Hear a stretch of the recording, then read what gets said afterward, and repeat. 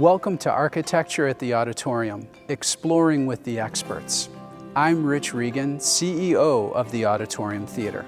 You're about to join an exclusive tour of Chicago's Auditorium Theatre with 4 of our experts. Each expert will explore a different element of the theater's architecture, focusing on light, the iconic arches, stained glass, and ornament. Moderating our first 3 episodes will be Matt McNicholas, Chicago architect and Auditorium Theatre Board Member. I have the pleasure of joining Matt for the 4th episode, where we focus on ornament. The Auditorium Theatre is a national historic landmark known around the world for its perfect acoustics, pioneering architecture, and stunning design. In 1889, this Adler and Sullivan masterpiece opened to immense critical acclaim from all around the world. Today, it continues as a living and breathing performing arts space where we host dance, theater, music,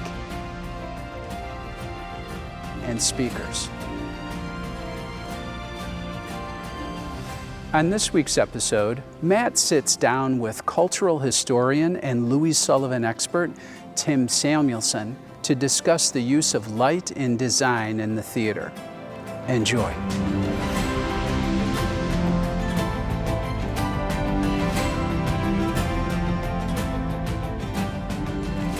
So welcome, Tim. We're here at the greatest theater in the world, the Auditorium Theatre, and we really appreciate you joining us. We'd love to talk to you about the use of light in the theater.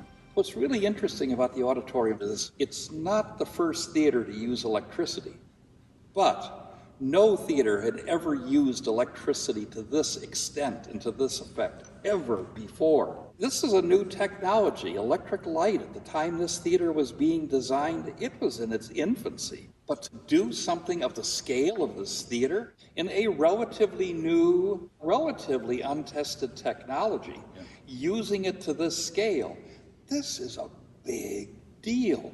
And this is something that, you take it for granted. You see a light bulb and you know what it is and what it's doing. Sure. Imagine eyes that most people had never seen anything like this. Walking into this theater, being surrounded by these hundreds and hundreds of dots of this brilliant amber light everywhere. And to see this, it was very different from the old days of walking into a theater. Usually in a theater before electricity, it was gas. If you go farther back, there's even things with kerosene, with reflectors. And a typical theater would have a big dome at the top. We're talking in the 1880s, at the time this building was being designed. And that dome would have mirrored surfaces. Then you had a gas fixture that hung down in the center. The gas, an automatic jet that would illuminate them all. The gas jet light would then bounce off of this curved mirrored reflector and bounce the light throughout the theater. But it's not as direct as what you have here. And of course, there was terrible mortality of theaters burning down. Gee, I wonder why that happened. Now, interesting, and this building did have it in certain areas by the exit areas where the city codes didn't know how much you could trust electric light. Okay. And so for prominent areas near exits, you still had a gas light. Okay. Figuring if this new electricity failed, the gas light would still work to find your way out. Interesting. Bring in the flame as a part of safety. No. Well, unfortunately, that disappeared. Right, absolutely. I can't emphasize enough the number of people who walked into this theater who very likely had never even seen an electric light before. Sure. Yeah. But not even just seeing one of them, but seeing them all over and them being an integral part of the decoration and the effect of the theater. Of course, in talking about the auditorium, the one person we don't want to forget is Dankmar Adler. He is the genius of acoustics, of the technical aspects of a theater, but don't count Sullivan out of the picture either. People think of him just kind of decorating Adler's space. No, Louis Sullivan had this mind that could pull all aspects of a design together, including things of the physical space, but also the intangible of something like light. And so how light illuminates something, how it reflects, how your senses react to light. So you are actually manipulating visitors' senses. Their emotions, right? The kind of way they Emotions see it, yeah. with electric light. Yeah. The other thing that you have in the theater is you'll have stenciling that is in gold leaf. And part of the experience that was intended and planned in this theater is not just looking at this place sitting still, but walking through space. And depending on how you're walking through the space, you might get light from a light bulb that's far away from a stenciled wall surface. Catch that stencil, and it would make it appear and disappear depending on how you're walking and what perspective you have. This theater winks at you as you walk through it. I mean, it's giving you quite a wink. Yeah. So there is the light from the bulb itself. There is the light from the gold immediately surrounding it. Right. But then you've got that light bouncing off of stencils and other gold accents all over. Everything is shifting and changing around you, and it's Ever dynamic. It's an evergreen experience. Yeah, Even if the lighting is at the same level, if the path you take is different, then that experience. It's totally animated. This was not a case of just sticking a light bulb out of a wall. The ornamentation is actually part of the whole ensemble with the light itself. Sullivan's buildings and his philosophy is it is a combination of things that are alive, similar to nature. Mm-hmm. It is meant to trigger your senses the way something in nature is, yet at the same time, it is something that is architecture built of component parts, assembled modular pieces. And so you have ornamentation that combines geometry with organic forms. Right. And you will actually have, in the organic forms, you will see almost plant-like forms that blossom out, and then they curl and spiral, and right at that kind of seed of energy, here's the light bulb. Remember the seed germ. That was Sullivan's phrase that he did, and it's the seed germ of growth. But making the light bulb an active part of this energy and enhancing the pattern of the ornamentation. And of course, color was a very important part of it. And the use of color is what draws your eye, can expand space beyond what it physically is. Absolutely. It's all playing with your senses. And so basically you're painting an environment with color. Right. But how does that color get impacted by this new electric light? And most of where you see an electric light, it is surrounded by gold leaf. Now, the painted surfaces are all kind of a beautiful kind of little bit of amber brownish color. The color of an electric light bulb in 1889 gave an amber candle-like glow. I feel like there's a comfort involved in that candlelight feel, and that sort of warmth of that glow throughout the theater. Really, it's interesting to see now how scientists are figuring out how colors will push your buttons. Right. The same effect that you have with the color of fire and a fireplace. Right. The comfort, what that pulls out of you, what's wired into you. Absolutely. Going back to beginnings of humans. Absolutely. It's ingrained in our DNA that the warmth and the fire, that's a life that's sustaining. And what is the color of a fire? What we have here. It's what we have here. Yeah, absolutely. And so it's doing exactly the same thing, and it's using it very effectively. Yeah. The painted walls in this theater were designed to be compatible with the glow of a carbon filament bulb. Right. But when you have it with a background of solid gold leaf, light bounces off of the gold and throws it through the whole space. And that's the dominating theme on painted walls, the color of the upholstery on the seats. All parts relate to the whole. And so it's orchestrating your senses. And this being a new technology that nobody had tried this as a tool for triggering your senses, This is taking a lot of chances. And of course, Sullivan worked with one of the great color masters of all time, Louis Millet, who worked on the decorations of this theater. Louis Millet and Louis Sullivan were the best of friends. They were at the École des Beaux-Arts together. And I think that as Sullivan was trying to have a new approach to architecture that would stir the human senses and parallel the forces of nature to make a work of architecture, make you react like you would to a beautiful sunrise or autumn leaves. Louis Millet was trying to do the same thing, but doing it with color. Now, by nature, this theater is an enclosed shell of basically plaster. You want to create human effects, trigger your senses.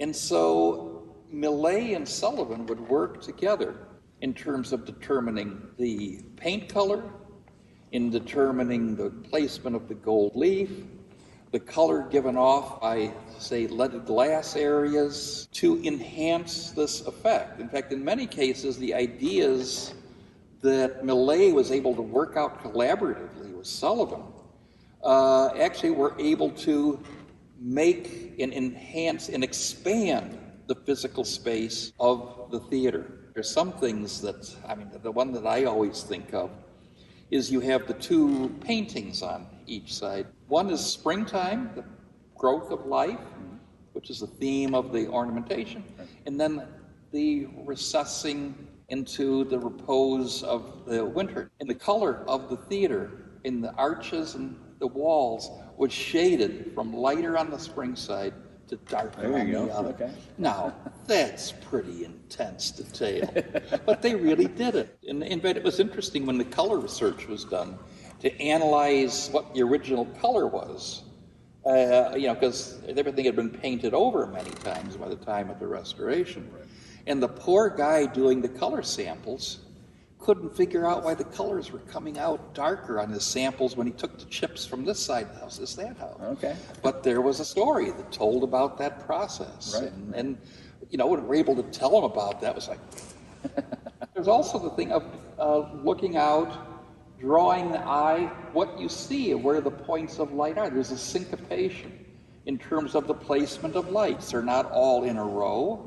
They are varied. They are in different groupings. Some are in clusters of 3. Some are in clusters of 1. Right.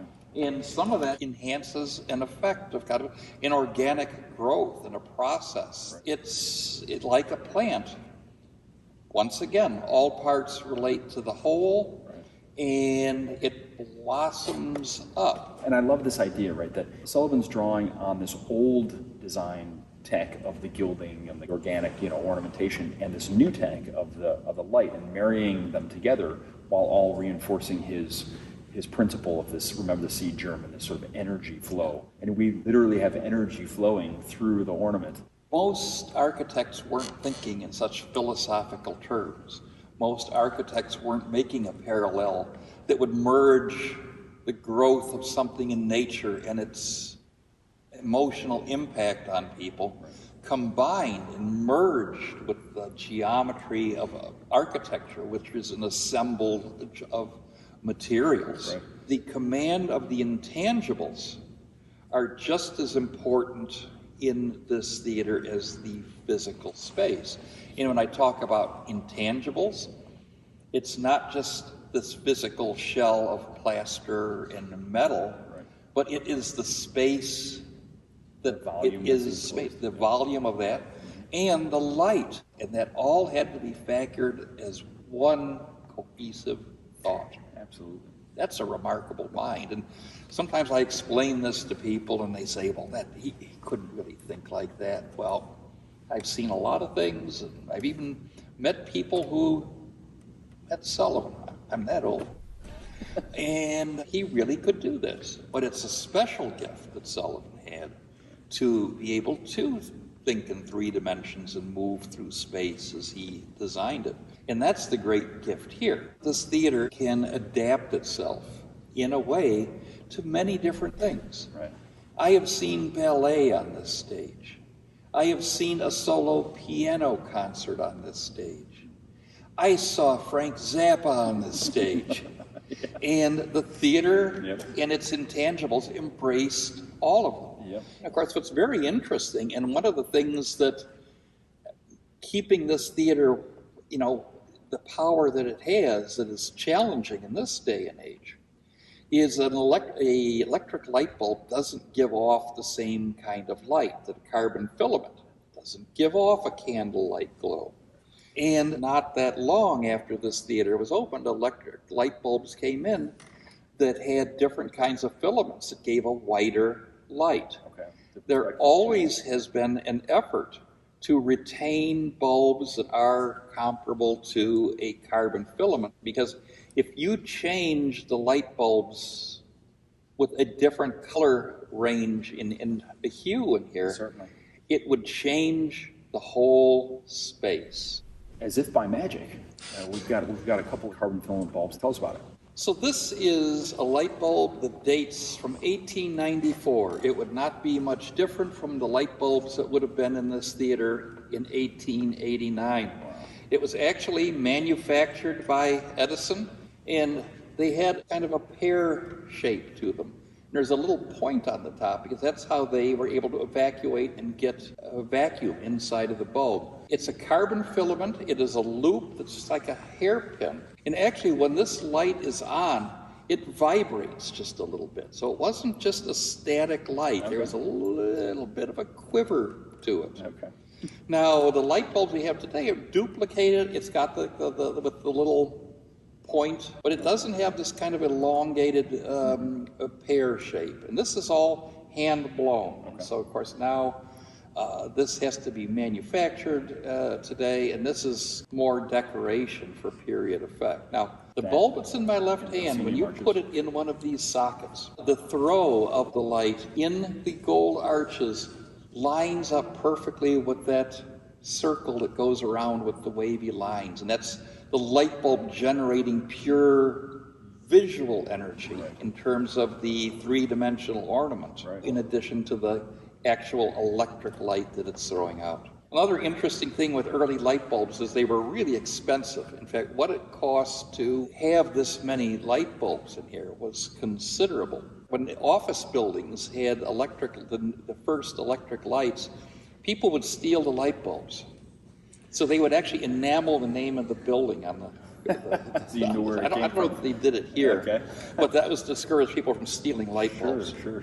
Do we know who fabricated these? This is an Edison bulb. The lucky thing for years, in fact, with the restoration of the theater, is to get a good carbon bulb that would replicate the light quality of the original. And there was this amazing man named Mr. Kipp, and he had this small company out in the suburbs called Kipco. And he was the one that was brought in on how to make a light bulb that would be compatible in light quality and throw to what was here originally.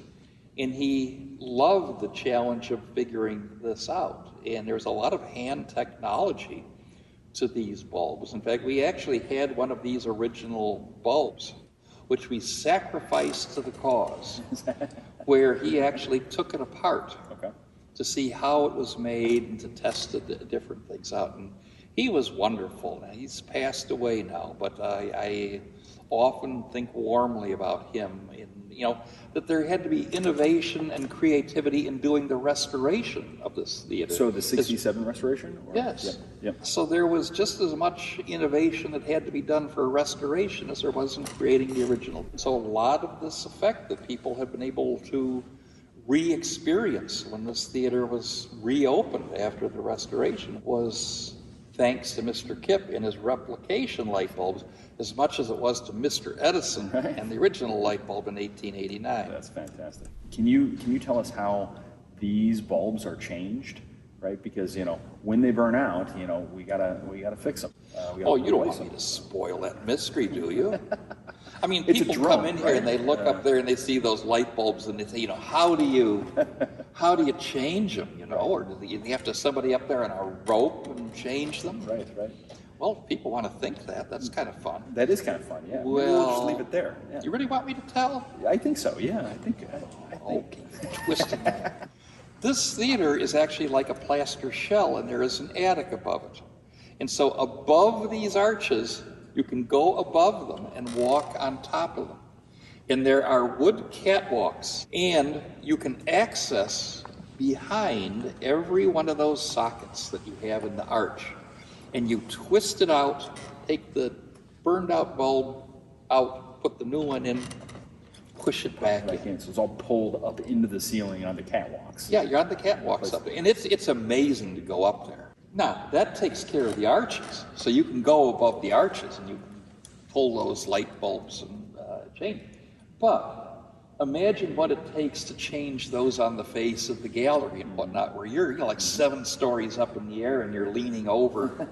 So, I mean, it wasn't a totally easy process. So the people who were in charge of maintaining the light bulbs in here, that's a pretty heroic crew. So we touched a little bit on the time that the building was completed, right? 1889, electric light, one of the first electrified commercial buildings. Less than 4 years later, Columbian Exposition is awarded to Chicago over competitors, I think, New York and St. Louis, I think. All the cities thought they had it in the bag, and here's this young upstart of Chicago. Right. They get the fear right out from under all of them. How do you think the electrification of such a vast building like this that had multiple uses in it, right? It had the hotel, it had the offices, it has this incredible theater. How do you think that played a role in putting Chicago in a position to win that fair? Certainly the auditorium caught the attention of the country, and anyone who saw it never forgot it. The technology of electric light, as introduced in this building, had a lot to do with it. Yeah, I mean, I have to think that somehow, this sort of tallest and heaviest building at the time it was built, really sort of showed the decision makers in the Columbian Exposition evaluation process that Chicago was a place that could host such an important exposition at the time. Well, the interesting thing about Chicago is it was a kind of a young city that people who came here from many different places. There was no old society with set ideas. And so there was more of a willingness to experiment. And only 20 short years or so from the fire. Yes, right? And the city that basically built itself out of the ashes, built it quickly. Actually, even the city that was rebuilt after the fire that was so outmoded by the 1890s, they tore most of that down. Right. And built new buildings, and that's where the skyscraper came from. Chicago is just pure guts to try new things. And then, of course, the things that, the old stage societies, they kind of shook their head. What are they up to in Chicago? Right. It winds up, what Chicago was doing here, winds up influencing, with time, how they did things themselves. Sure, worldwide. I mean, there was a lot of head shaking with the old cities when Chicago got the World's Fair, because they thought, well, this is some city of stockyards and smokestacks. Right. But it showed that buildings like this showed that the city had soul and passion. The later work of Adler and Sullivan doesn't do things that the Auditorium Theater, this earlier building of theirs, does. Can you speak a little bit to that, maybe with regard to the light? Well, over time, technology changed, and Adler and Sullivan were growing as well. Now, the one part about this that I guess I'm amused by, in a way, and Mar Adler did theaters after this theater. And there's one thing that he didn't repeat, and he even wrote once that he thought it was kind of a mistake, that he didn't want to do it again. You really want to know this?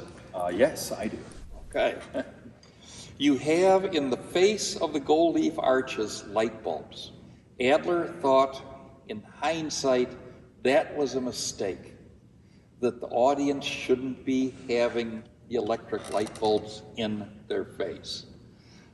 Okay, well, that's Adler's opinion. Sure. And he never did it again. Right. So you had the old Schiller Theater, later the Garrick. There's no lights in the face. And so he gave up on that. And he said that he gave up on it, and he did.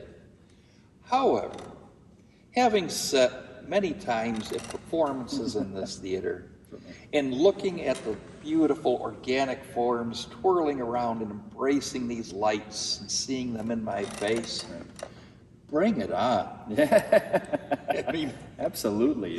It's soul-stirring. It's completely different than what you're going to get in so many of theaters of the same age, right? But I think another aspect of that, which is interesting too, compared to what somebody would have seen walking in here in 1889, and me walking into the theater now, is to walk in and have these lights, even though the bulbs were relatively dim by today's standards, that was like looking at a bright light source, an intense light source, like you had never seen before. Right. Now, we're used to bright lights and strong electric light bulbs and light sources. Right.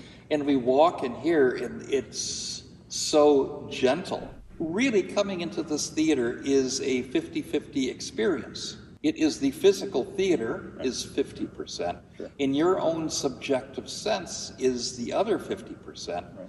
And the two of them together work like this. I joke that if you arrived first in this space and it doesn't impact you in some way, check for a pulse. I think so. Yeah, anyone that doesn't feel this place, I feel a little sorry for them. Yeah, not much hope for them. Well, Tim, this has been illuminating. But thank you so much, Tim. Thank you. What a great episode, learning how the use of light impacts so many elements of the architecture in the auditorium. Thank you to our moderator, Matt McNicholas, and cultural historian and Louis Sullivan expert, Tim Samuelson. Special thanks to our virtual tour series sponsor, the Ephraimson Family Fund. Thank you for joining us, and please visit our website, auditoriumtheatre.org, for more information on in-person tours and upcoming shows. Thank you.